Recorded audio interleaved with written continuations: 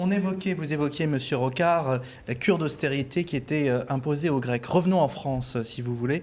Est-ce que les divers plans de rigueur qui ont été annoncés par le Premier ministre François Fillon ces dernières semaines vous semblent aller dans la bonne voie? Une rigueur qui n'est pas non plus une cure d'austérité, ou comment vous appréciez ces réformes? Alors, on change complètement de sujet. La France est moins atteinte que la Grèce, attention. Et pour le moment, j'aime pas le mot de rigueur dans cette affaire parce qu'il faut être rigoureux tout le temps, même quand les affaires vont bien. Bon. L'Italie est le propre de la non-rigueur, même quand les affaires vont bien, elle s'est mise en fragilité, etc. Il nous faut plus, c'est de l'austérité. Et dans le cas français, l'urgence, c'est à diminuer notre déficit budgétaire, seulement ça, pour ne pas le voir aggraver la dette. Nous sommes dans le tout à fait tenable, mais le problème là, en France, nous n'avons pas cette gravité, il est bien plus encore l'acceptation politique des mesures d'austérité, des mesures d'économie, appelons-les par leur nom, que leur nature même. Et là, nous tombons sur un critère d'équité ou d'égalité.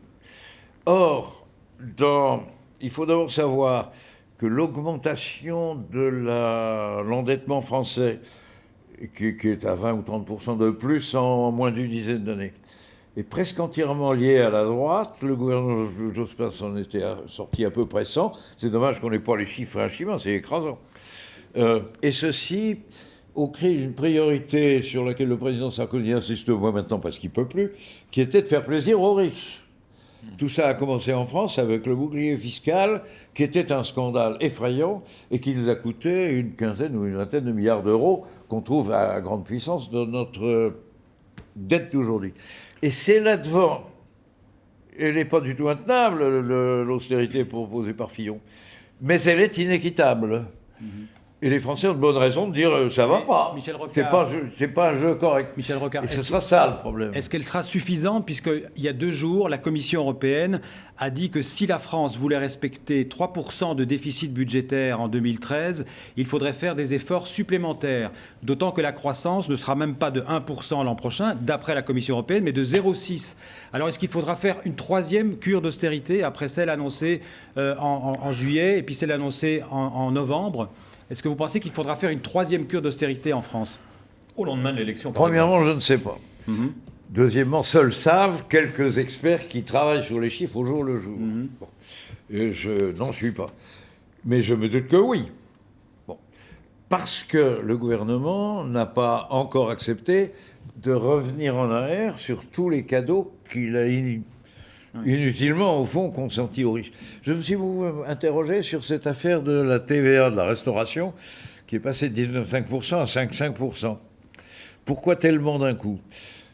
Tout le monde au restaurant, vous aimez bien votre serveur habituel et vous avez votre table dans quelques restaurants, sinon votre couvert. Moi aussi. Bon.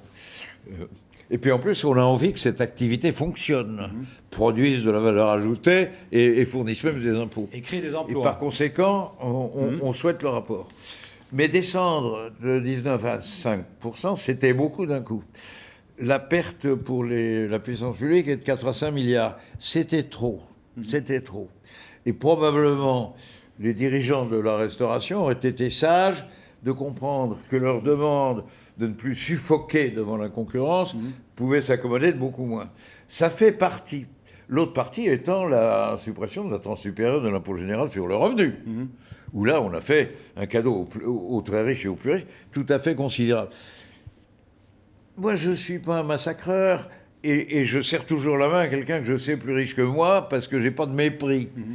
Reste que, il y a un problème d'équité puis un problème de fonctionnalité.